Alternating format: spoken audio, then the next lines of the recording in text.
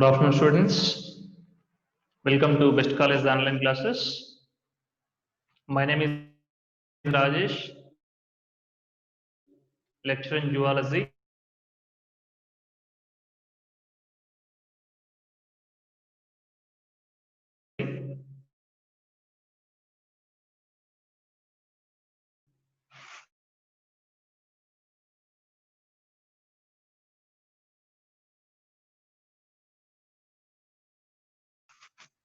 In this video, which we started in last class, what are the basic steps for a new species and how classification, how the characters, all that we discussed in last. There are four basic steps that helps us to identify or to classify an organism. In that, the first one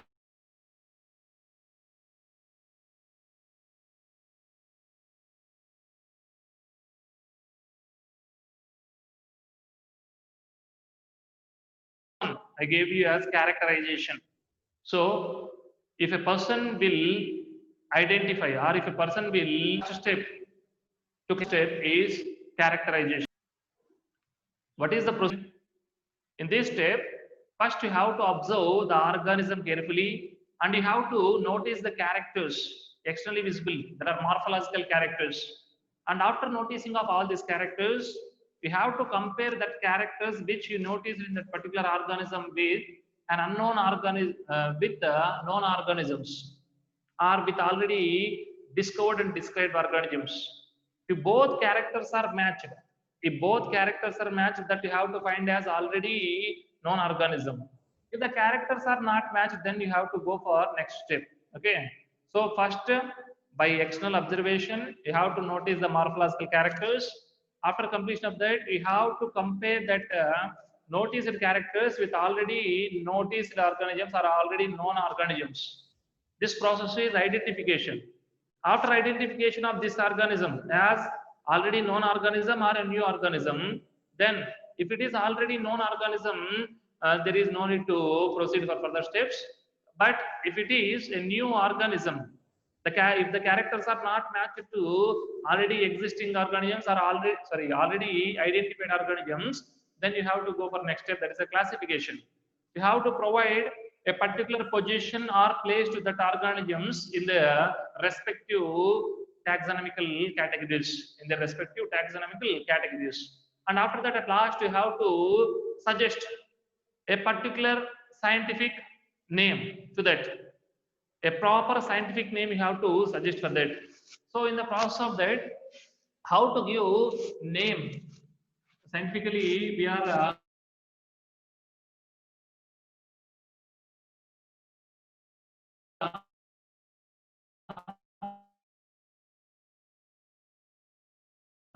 all that is a nomenclature. Nomenclature. What is nomenclature that we have to discuss in this class? And what are the types of nomenclatures also we have to discuss in this class? So what is nomenclature? What is nomenclature? As already I gave you in last class, providing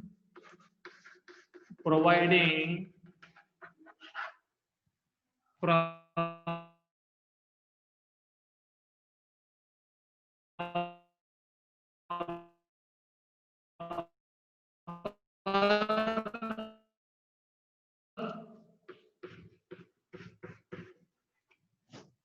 proper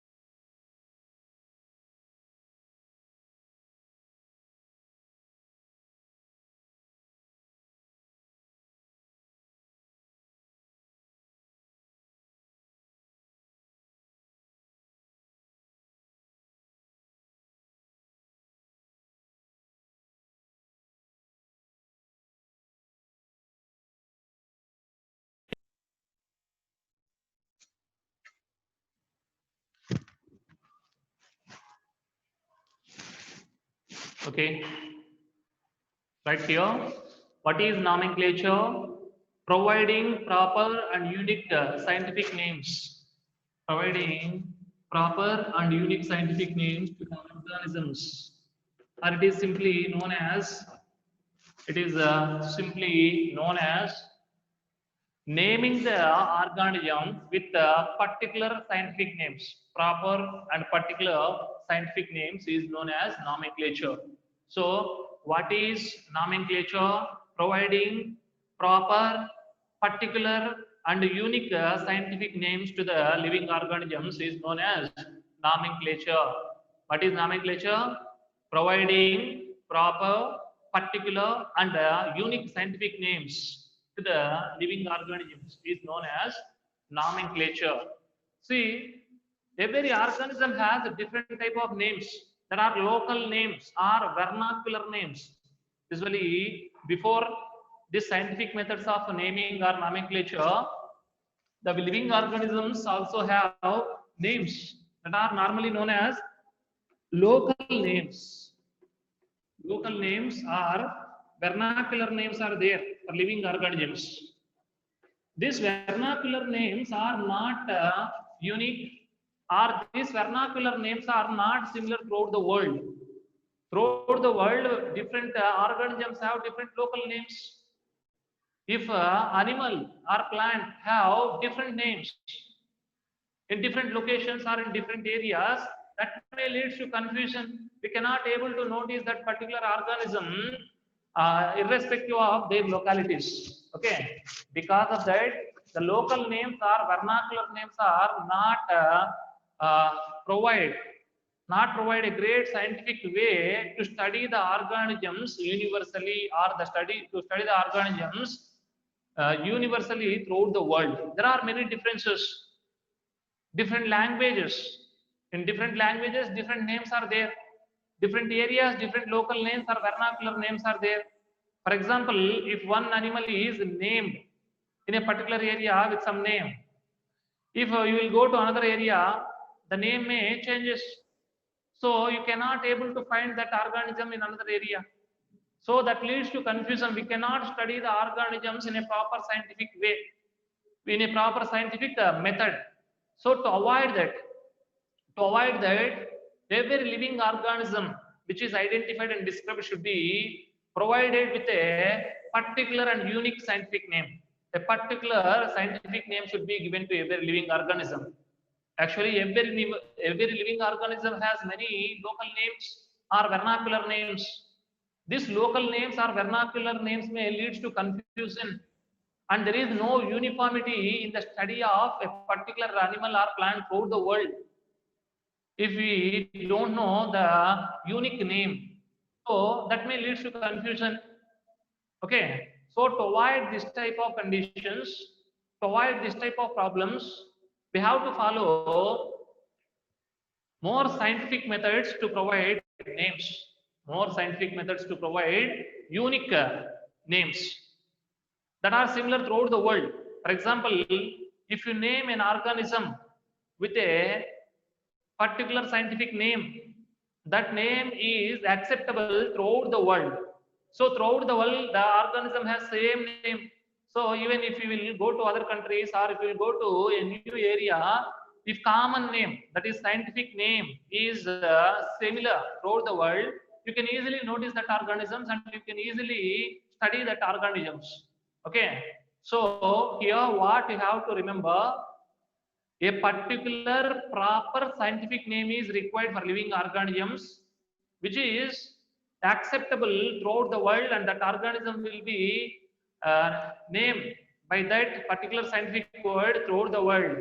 So because of that, we can able to overcome from this type of problems or difficulties.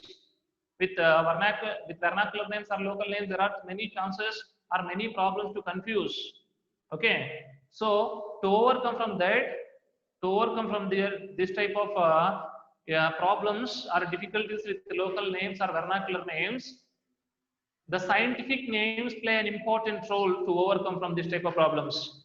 So in this class, we will concentrate how to name an organism scientifically with scientific words which are acceptable throughout the world, which are acceptable throughout the world without any controversies.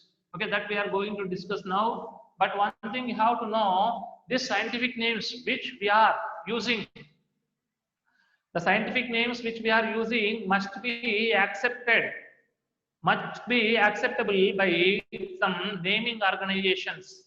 That naming organizations have to accept the scientific name, then only it will be universally accepted or it will be accepted throughout the world.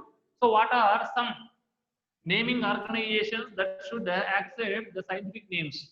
For example, ICBN. ICBN. What is the full form of this ICBN? It is an organization which is considered the scientific name of plants, the scientific names of plants. ICBN, International Code of Botanical Nomenclature. What is the full form of this ICBN? International Code of Botanical Nomenclature. Botanical nomenclature. So it is an authority which will accept, which will approve the scientific name of plants. If a person will use a scientific name, or if a person will use a word as a scientific name for a plant, that name should be approved by ICBN, International Code for Botanical Nomenclature. International Code of Botanical Nomenclature, that you have to remember. So all scientific names of plants should be approved by this ICBN. And one more naming authority for animals, that is ICZN. ICZN, International Code for Zoological Nomenclature. International Code of Zoological Nomenclature. It is an international organization which approves the scientific names. Already, if a person will try to name an organism with a particular scientific word, if that scientific word is already used as a name, this organization cannot accept that as a scientific name. Or if that organism is already named with a particular scientific name by another taxonomist, this organization will not accept that scientific names. Okay, what is ICZN stands for?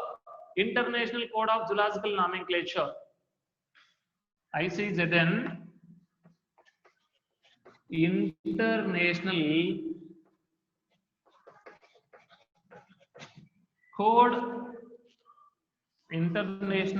Code of Zoological Nomenclature. Zoological Nomenclature. International Code for Zoological, International Code of Zoological Nomenclature, that you have to remember.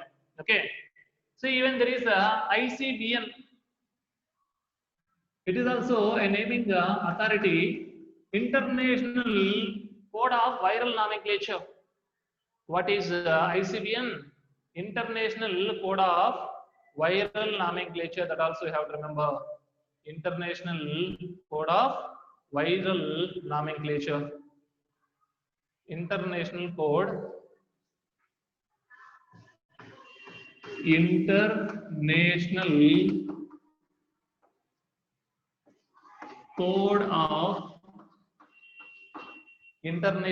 Code of Viral Nomenclature.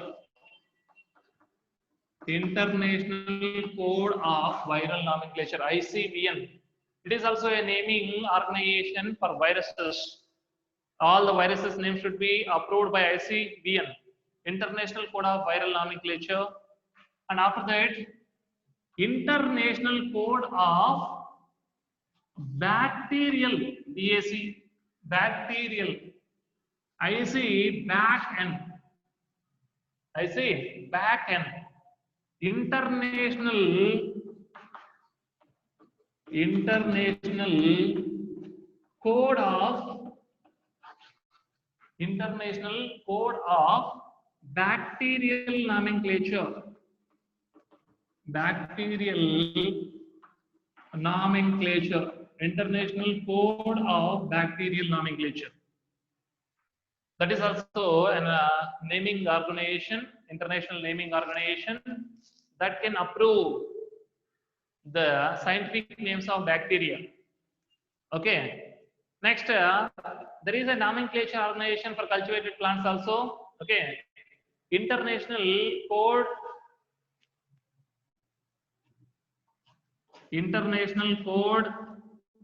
of Nomenclature for cultivated plants. Nomenclature for cultivated plants. So ICNP, that also you have to remember here. International Code for Nomenclature of Cultivated Plants also one of the very important organization that we have to remember here. All these organizations, ICNCP, what is the full form of ICNCP? International Code of Nomenclature for Cultivated Plants. International Code of Nomenclature for cultivated plants. So all cultivated plant names, all crops names should be accepted by this ICNCP. So I just gave you some naming authorities, some international naming authorities here. This international naming authorities should approve the scientific names which will be provided to an organism that we have to remember. Once again, I am giving you the topic we are discussing here is nomenclature. It is a naming practice. A naming practice or providing of particular, proper and unique scientific names to living organisms. Actually, every living organism has some local names or vernacular names. In different area and in different language, different type of names are there. That may leads to confusion for the studying of that particular organism throughout the world. Okay, because a single organism may have some hundreds of names throughout the world in different localities and different languages. If you go from your local area or your native place to a new country or a new habitat, a new area, what will happen? In that particular area, there will be new languages or different languages along with different names to different organisms. So you cannot able to identify the organisms which have different name in your local area and there that have a new name. So to avoid that, a particular scientific name which is accepted throughout the world uniformly. So throughout the world, every living organism that identified should be provided with a single or unique name. So throughout the world, if a single organism has a single name, we can easily identify that irrespective of their localities or irrespective of languages. We can easily notice that and we can easily study that. So for that purpose, scientific names play an important role. So scientific names are essential to avoid all these difficulties and problems, right? So which type of scientific names we have to select, and what are the methods of scientific, what are the methods are useful to provide scientific names, which type of methods are there. So before going to discuss that, there are some international organizations that should accept or that should approve the scientific names which we are using for a particular organism. For example, ICBN is an international organization that is that should accept the scientific names of all plants. So what is ICBN? International Code of Botanical Nomenclature. So the scientific names of plants should be accepted by the ICBN, then only that will be popularized throughout the world as a single organism, a single scientific name. ICZN, International Code of Zoological Nomenclature. All scientific names for animals should be accepted by this ICJ, then only that will get an international acceptance. Then only that will get international acceptance. Otherwise, that cannot be considered as a scientific name for that particular organism throughout the world. Next, ICVN, International Code of Viral Nomenclature to name the viruses, and ICBACN, International Code of Botanical Nomenclature to name bacteria, and ICNCT, International Code of Nomenclature for Cultivated Plants to name the cultivated plants. This is an organization, international organization that should accept and approve the scientific names. Without approval by these organizations, the scientific names which will use to a particular organism cannot be accepted throughout the world as a unique scientific name. So that you have to remember. I just gave you some organizations. Which should accept the scientific names and which should approve the scientific names for their international recognition. And now, what are the methods of naming? The most popular method of naming is binomial nomenclature.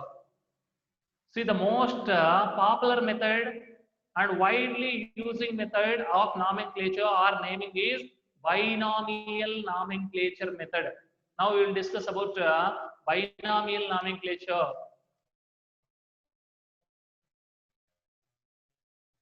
Is it clear? ICBACN, ICNCB are international organizations which will accept and approve the scientific names. Then only the scientific names will get an international recognition. Otherwise, the scientific name should not be get that type of identification throughout the world.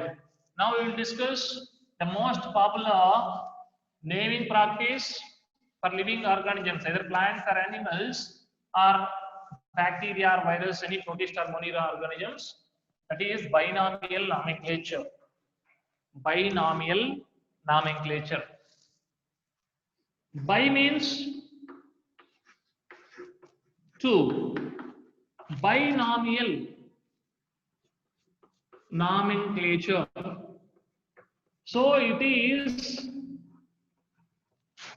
is the method of naming of organisms with two distinct or two proper scientific words.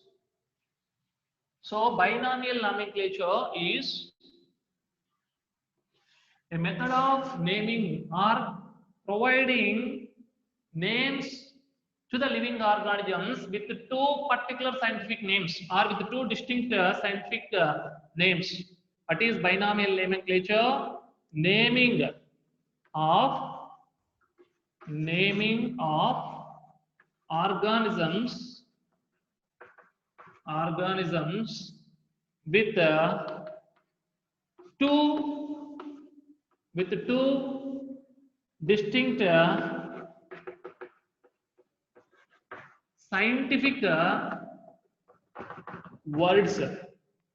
scientific words. Binomial nomenclature is naming of organism with two distinct scientific words. So in this method, every living organism should be named with two scientific words. Okay, is it clear? So every living organism will be provided with two scientific words as a names. Every living organism will be provided with two scientific words. Every living organism will be provided with the two scientific words as a scientific name. Okay, maybe you all know that every person usually have their one common name, and just in front of that name there is surname. So that is, for example, my name commonly usually all are calling as Rajesh, but Rayala, Rajesh. There are two words, Rayala and Rajesh.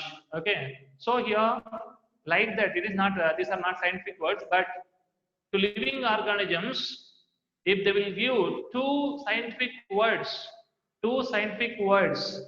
or if they will use two scientific words to name an organism, that method of nomenclature is known as binomial nomenclature. Majority of the scientific names which we have been studying are binomial names. For example, the scientific name of human being. What is the scientific name of human being? Homo sapien. Homo sapiens. So here two words are there. Homo and sapien. So it is which name? Binomial name. If you will see mango, the Mangifera indica. Mangifera indica. Mangifera one word, indica one word. So binomial name. If you will see housefly, Musca domestica. Musca domestica. So here also two names are there. Okay. So like that, majority of the scientific names which we have been using are binomial names. Binomial names. Before going to discuss about the binomial nomenclature, first we will discuss the history of this binomial nomenclature. Who was the person introduced or developed this method of naming? Carolus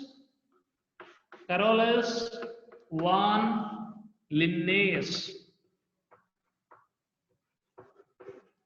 Carolus von Linnaeus was the taxonomist. He is considered as a father of taxonomy. Father of taxonomy. Carolus von Linnaeus is considered as a father of taxonomy. Father of taxonomy. He was the person who developed the binomial nomenclature method.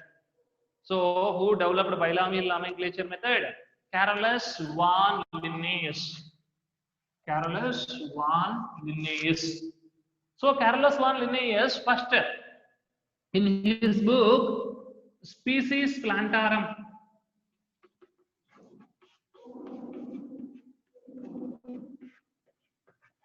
In his book Species Plantarum, which was published in 1753, for the first time, binomial nomenclature method of naming was used by Carolus von Linnaeus in his book Species Plantarum in 1753. In Species Plantarum, Carolus von Linnaeus explained about the plants, mainly about the medicinal plants. So here in Species Plantarum, it is a book written by Carolus von Linnaeus on plants. Okay. So in this book, Carolus von Linnaeus introduced the method of naming of organisms, especially plants, with two scientific words. There is a binomial nomenclature. So Carolus von Linnaeus, who is considered as the father of taxonomy. So he was the person who used a binomial nomenclature method for the first time in his book, that is Species Plantarum, in which he explained about the plants. He explained about the plants that you have to remember. So about the 4,326 plants, he explained about, he noticed and named 4,326 plants in this book. In Species Plantarum, he named 4,326 plants by using binomial nomenclature method, Carolus von Linnaeus. And after that, one more book from Carolus von Linnaeus, that is about animals. That is Systema Naturae. Systema Naturae. It was published in 1758. Systema Naturae is another book written by Linnaeus.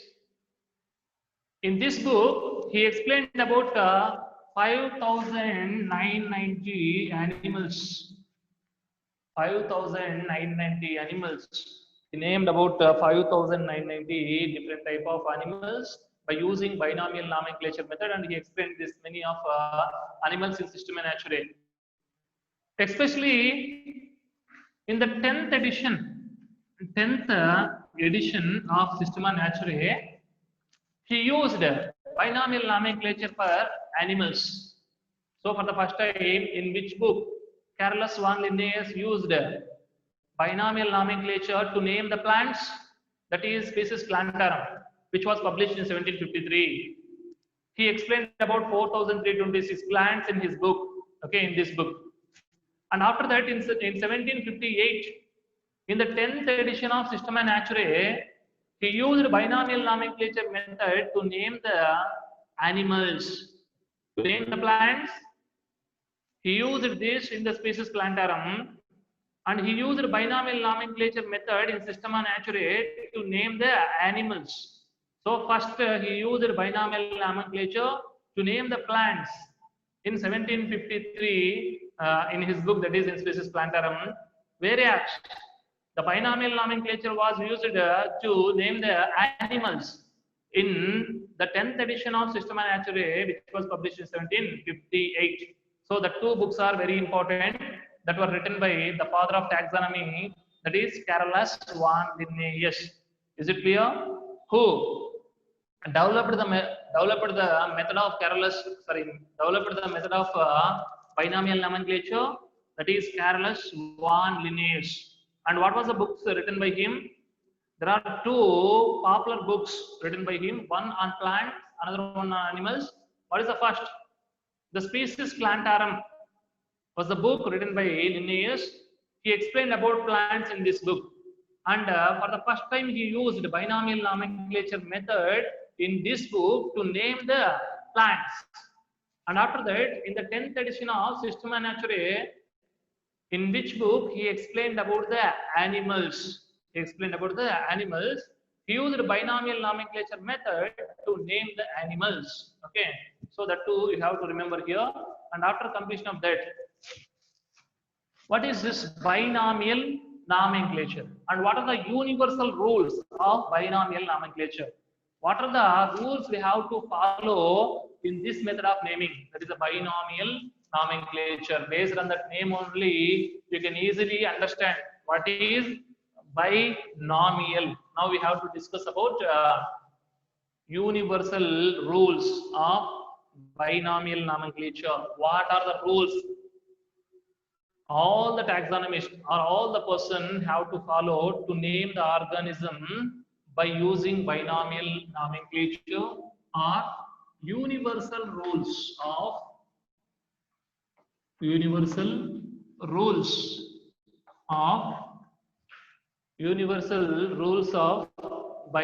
nomenclature.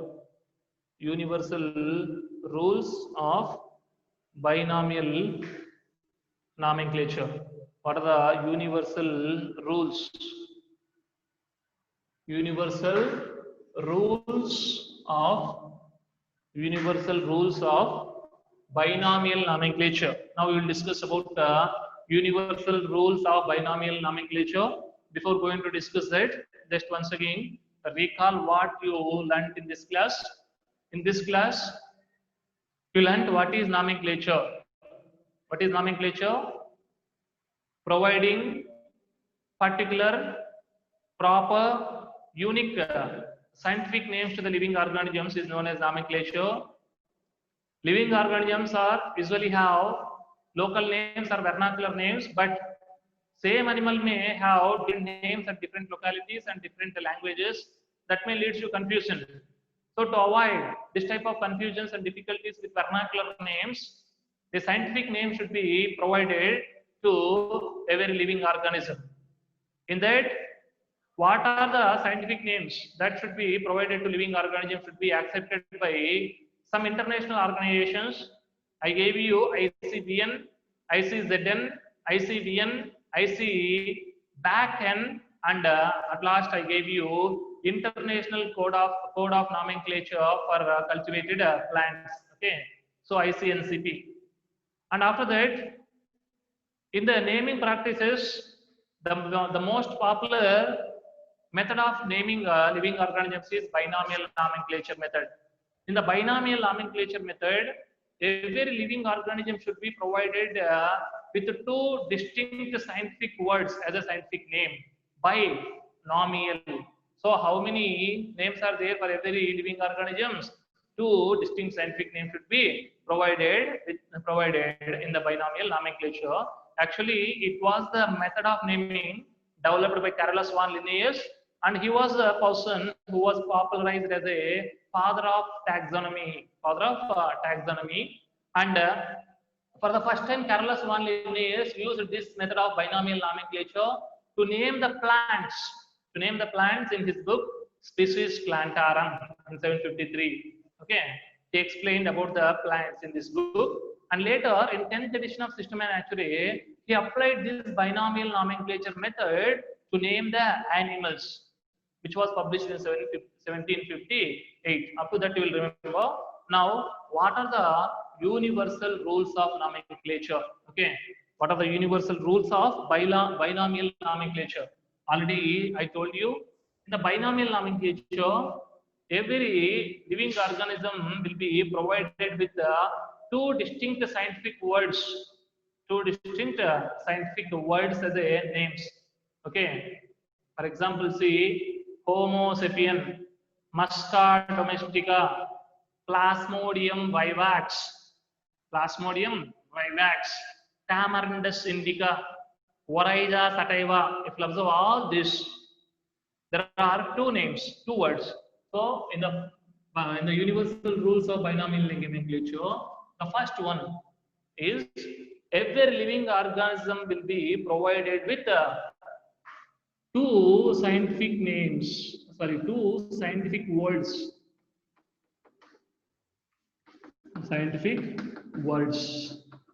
So in every living organ, in the every scientific name, how many words are there? Two scientific words. The first rule here for binomial nomenclature, every living organism will be provided with two scientific words. Every living organism will be named with the two scientific words. In these two scientific words, the first word represent generic name or genus name. Generic name or genus name. And the second word represent specific epithet or species name. So here in the binomial nomenclature, every living organism will be provided with the two scientific words as a scientific name. In that two words, the first word represents generic name or genus name. The second word represents specific epithet or species name. Right? For example, if you will see the scientific name Mangifera indica, the well-known scientific name, it is a scientific name of mango. So Mangifera indica. How many words are there in this scientific name? There are two words, Mangifera and indica. So the first word is Mangifera, that represents generic name or genus name. The second word is indica, that represents specific epithet or species name. Is it clear? The first rule here, every living organism should be provided with two distinct scientific words. Two distinct scientific words as a name. In that, the first word represents generic name or genus name. The second word represents specific epithet or species name. In the scientific name Mangifera indica, there are two scientific words. The first word Mangifera represents the genus name or generic name. The second word indica represents specific epithet or species name. So there is a first rule. Okay, in first rule, every organism will be provided two words as a scientific name. First word represents generic name or genus name. Second word represents specific epithet or species name. And what are the remaining rules? I just gave you the first one, and it is very simple, all known one. And which type of words will select as a scientific names, and what are the other rules we have to follow